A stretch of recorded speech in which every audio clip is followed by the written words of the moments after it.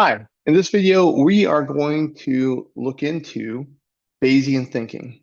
All right, so I have been wanting to do Jim Albert's Bayesian computations with R as a video series for a long time. It's a well-written book. It's an exciting book. It's an interesting book. I love Bayesian statistics, and I'm finally actually doing it. So I'm real happy about this. Really excited to be talking about this.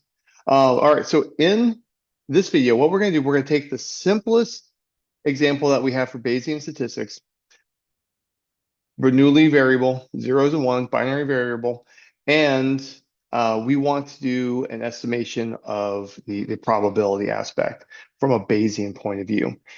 Every time Bayesian statistics is introduced, it's always this one example where we have binary observed data and we're trying to estimate the parameter of the Bernoulli distribution. Over and over and over, every book I look at, this is the introduction. And Jim Albert is no different. Why it's so simple. It's an easy example to work through. And so we're going to do this. Now, his book, here's a webpage for his book right here, Baseball, to check that out. It has a link to Amazon if you want to buy it. It's a good book. I download it for free at the school I teach at, and that's through Springer Link, by the way. Okay, so what we're going to do in this video, we're going to look at three different ways to do priors. First one is the manual prior. So this is a way that if you didn't really have much understanding what was going on, probably where you would start if you had to come up with a prior distribution. Basically, you sit down and you write out your understanding of what the parameter of interest is as a distribution, and then you run with it. The second way is going to be using a formula. All right, so what we're going to do is we're going to take a prior that is using a formula of a well-known, well-established distribution, and then I'm going to use that to run my Bayesian statistics. And then the third way is going to be through simulations. All right, so the first way is the way you would do it if you are naive about other techniques. Very naturally, very good way to approach it. But it's labor intensive and it really cannot handle more complicated cases. Just as humans, we can't navigate it. The second way is really limited to just a few types of situations, but those are the ones that connect to conjugacy priors. If you're doing Bayesian statistics and you have the option, I strongly recommend that you do a conjugate prior as your prior distribution if you can. And that's going to connect to the formula example that we're going to work with. And the last version is going to be through simulation. All right, so in Bayesian statistics, we address some very, very complicated situations. And they're so complicated, it might not even be tractable for human beings to write down a formula for what's going on. So what we're going to do, we're going to let the computer run through simulations and algorithms to show us what our results are going to be. And that third example is going to be a simple version of that. And so this way we're like baby stepping into the three different types of prior distributions that we could have: manual, by formula, and by simulation. Okay, so introduction to Bayesian thinking. Before taking data, before I collect my data, we have a belief about the values of the proportion, and one models his or her beliefs in terms of a prior distribution. So before I start collecting data, I have some understanding of the situation, and I'm going to come up with a mathematical probability distribution that represents my belief on the parameters. Now, after data has been collected, we update our beliefs about the proportion of the computation of the posterior distribution. All right, so I have my prior beliefs, then I'm going to go collect data, and I want to put them together. That is the core of Bayesian statistics. When I put them together, now I'm going to get a new probability distribution that we're going to call the posterior. The prior is before I collect data, and then the posterior is after I collect data and combine it with my prior. And then we're going to summarize this probability distribution to perform inferences. And so I'm going to use that posterior distribution as my updated understanding of what's going on, and I can do some very powerful statistics once I have that distribution.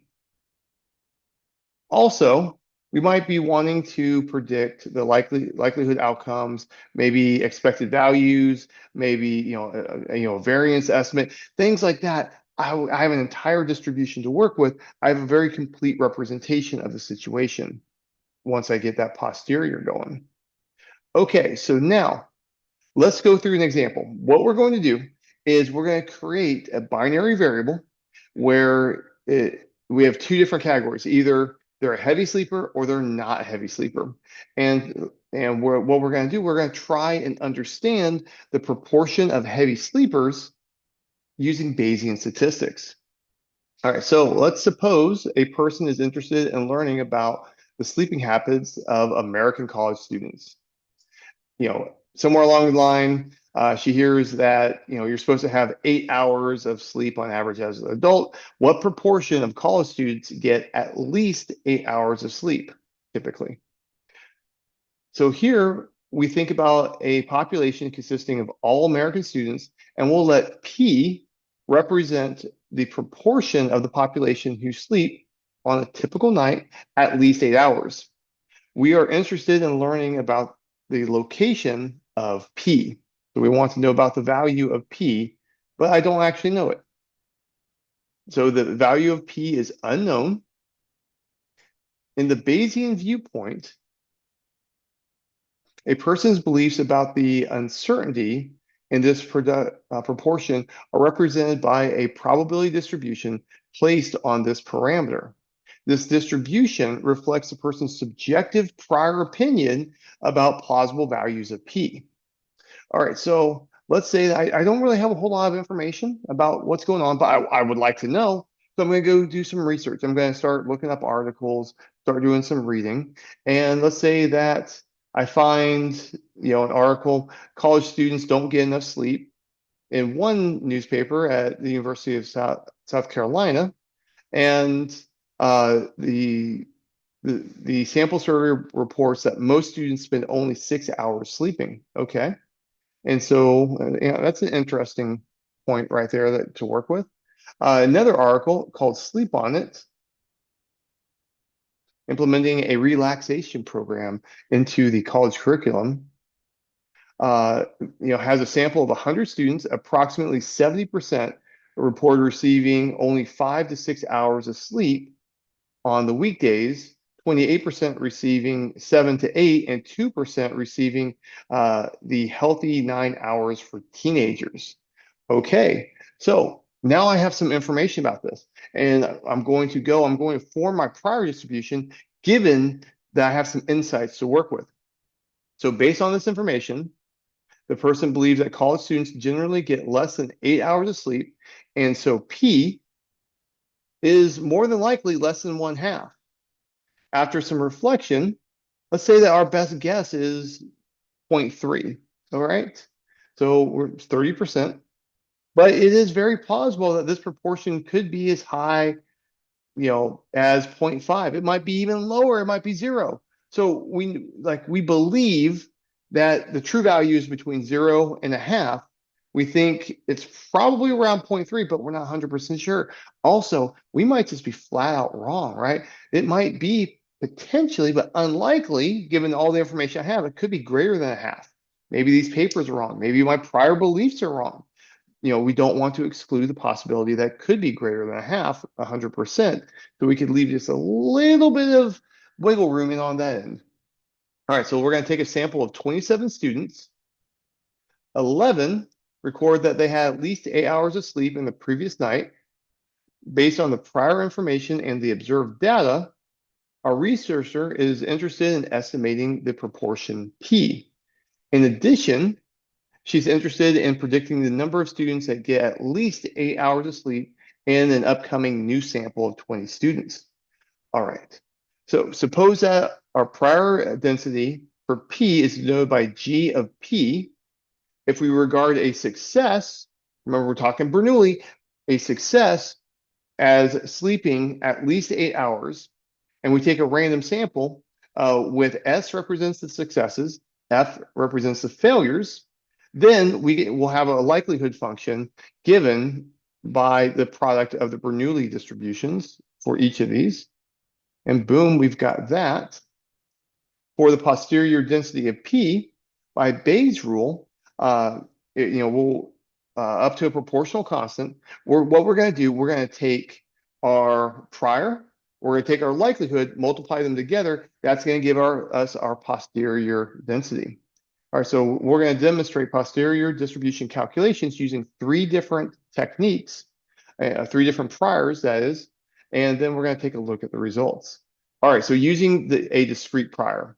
All right, so here, the idea is that I'm going to just sit down, I'm going to manually just kind of take a guess at what the prior distribution is, given my understanding and my knowledge. And this is a very simple approach, and it's very nice when I have a relatively simple problem. All right, so I'm just going to write down a list of plausible proportions, and then I'm going to assign weights to each of these. Ones with greater weight are more likely, ones with lesser weight are less likely. And notice I'm going the full range, even though I believe it's between 0.5. I go ahead and go out a little bit. 1, 2, 3, 4, 5 of these. 1, 2, 3, 4, 5. You'll see that these have relatively very little weight. And you'll notice that here, these have greater weight of an 8. All right, so in this weighting scheme, what I'm going to end up doing is the actual probabilities that I'm going to get is going to be each of these numbers divided by the sum of all of them. And so this is going to convert into a probability vector.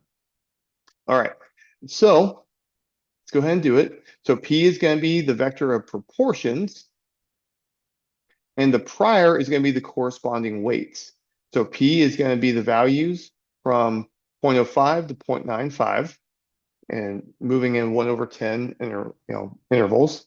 And then here are the prior weights. I convert the prior to a probability. And now let's take a look at what that gives me. All right, so here, I still believe that around 0.3 is what's typical. It looks like, in my prior belief, I think between 0.5 is most likely, and then above a half is unlikely in my beliefs. But maybe I'm wrong, right? Maybe my prior beliefs are incorrect. I'm leaving a little bit of wiggle room on there that if the data very loudly says otherwise, this will pick up. Like that'll be enough. If there's a very, very strong signal with a lot of data, then the data will overwhelm everything else. And just, since I have just a little bit included, we'll be able to figure out, the model will be able to let the larger values come through. All right, and so now we had 11 of the 27 students had, a good amount of sleep, and so that means 16 did not. So now here's my likelihood function. To get my likelihood function, I'm going to, to get my posterior distribution, I'm going to multiply the prior by the likelihood. The two together is going to give me my posterior. All right, so here is the likelihood going from 0 to 1. And so here's so these are the p-values of the likelihood. Here are the actual likelihood values of the curve, of the y-axis. Notice that I'm rescaling to make it into a probability sum. And now let's take a look at it. All right, so now here is my likelihood function based off the data. So this represents the data. The prior represents my understanding before I collect data. The likelihood represents what the data is saying itself, put them together, and I have an updated point of view of what's happening. All right, so note that the likelihood is a beta distribution with parameters 12 and 17. Okay, so the reason why this is important is because it's going to work out mathematically that we can skip over some complicated mathematics very easily if I use the beta distribution with this particular problem. And so a conjugate prior. If you can, use a conjugate prior. All right, we'll go ahead and use the Learn Bayes package. which is intended to accompany this textbook. And we'll go through and get our distribution going. All right, so I'm going to input the probabilities that we're interested in. So these are the actual values of P for the Bernoulli distribution. Here is the probability distribution applied to those P's. And then here's the actual data.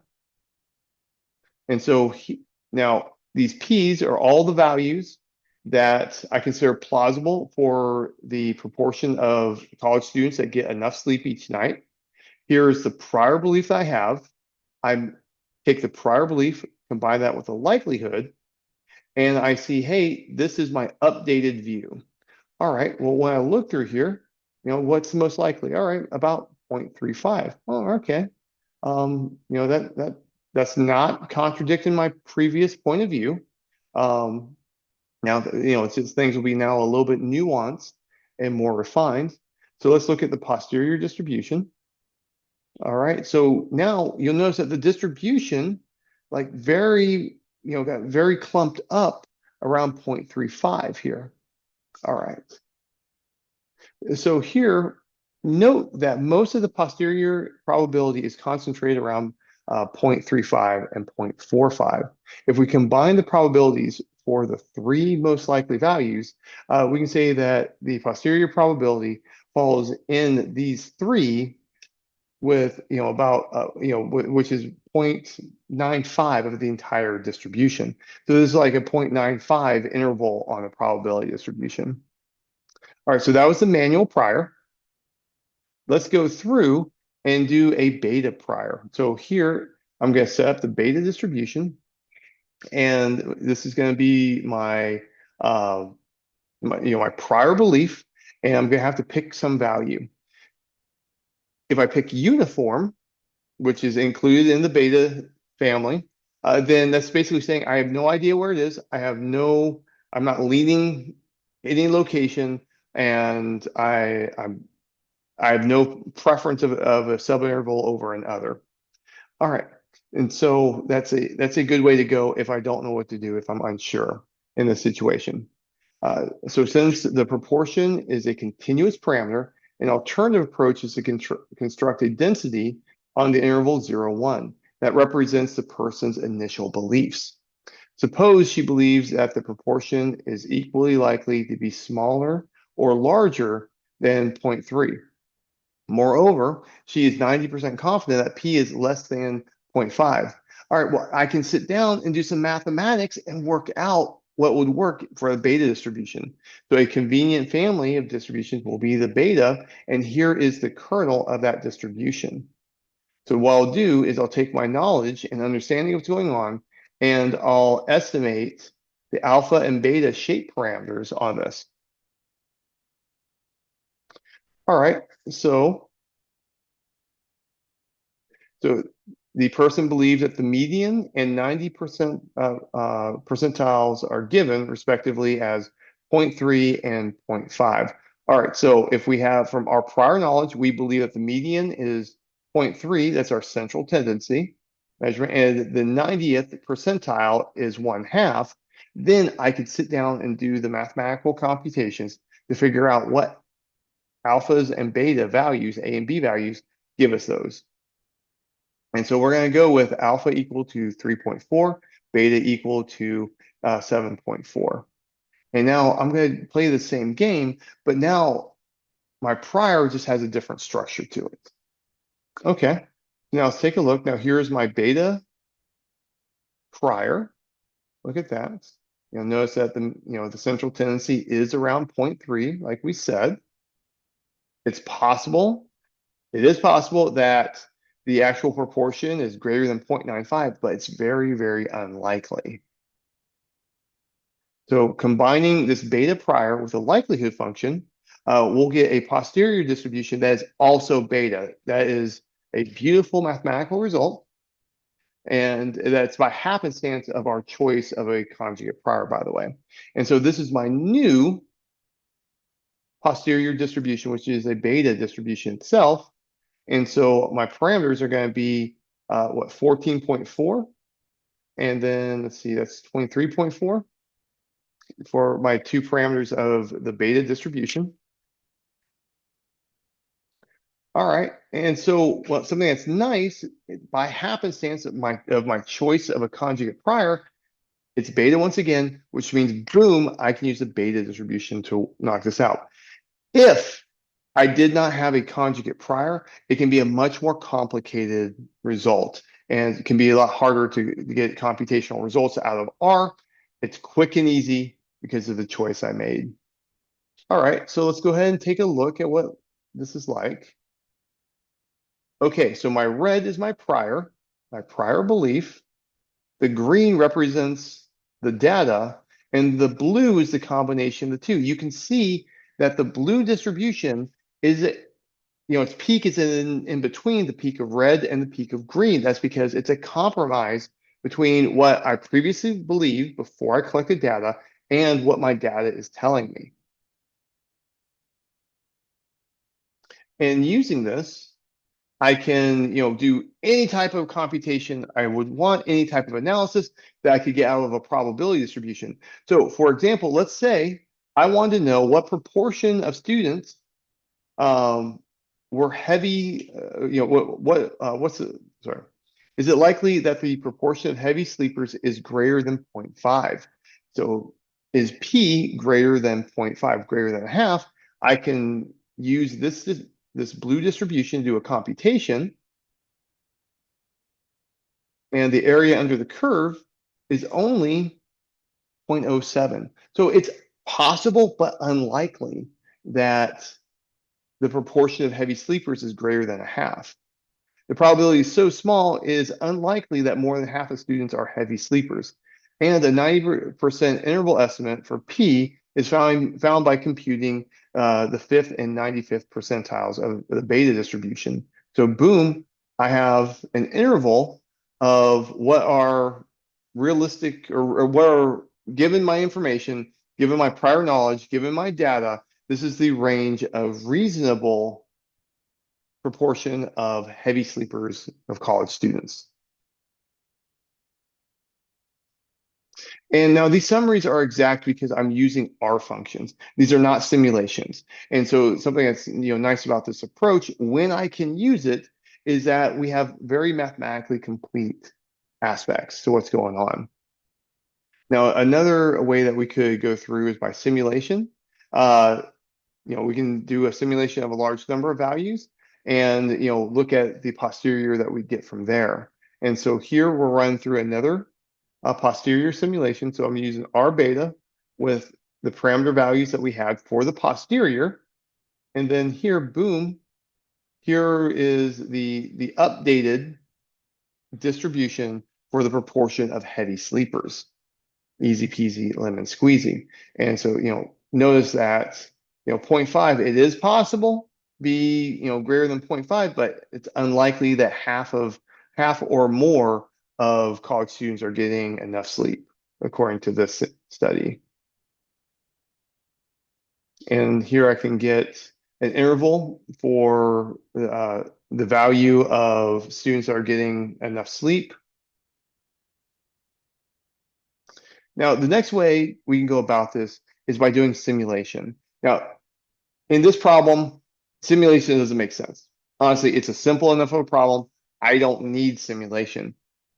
But for more complicated problems, I have to do simulation. There's no way around it. This is why we have that Monte Carlo Markov chain business going on in more complicated problems.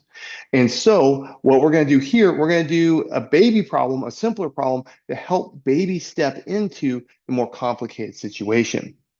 All right. So although there are computational advantages to using a formula for the prior, it is straightforward to perform a posterior computation for any choice of prior. We outline a brute force method of summarizing posterior computations for arbitrary prior density. All right, so in this situation, let's say that my prior belief cannot be described with a formula. And because of that, I needed to do some more complicated mathematics. I'm going to do the simulation approach. All right, so I'm going to have my prior distribution, which is kind of complicated, or potentially complicated, put it with the results and get the output once again. But I'm going to be doing this by simulation rather than by mathematical formula. All right, so I'm going to choose a grid of values of the proportion of students who get enough sleep over intervals that cover the entire posterior density. I'm going to compute the product of the likelihood and the prior on the grid.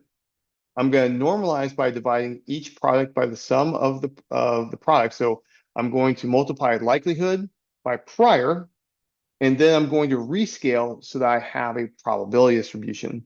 In the steps, we are approximating the prior density by a discrete probability distribution on the grid. And then I'm going to do a sampling to take a random sample with replacement from the discrete distribution. And that is what I'm going to use to make my inference on what's going on.